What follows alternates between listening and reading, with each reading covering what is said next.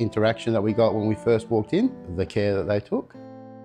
So we chose our pool from one that was actually in the ground there, slightly different colour, and we chose the colour from a different one that was in the ground as well. Using the buyer's guide, we got to know what equipment was good for us, like heaters and colours and stuff like that. That was really handy.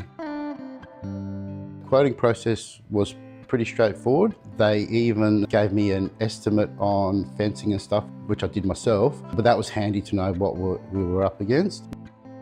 We did compare other quotes. With Freedom, I thought they covered off everything, and it was actually ended up being cheaper because they did quote everything.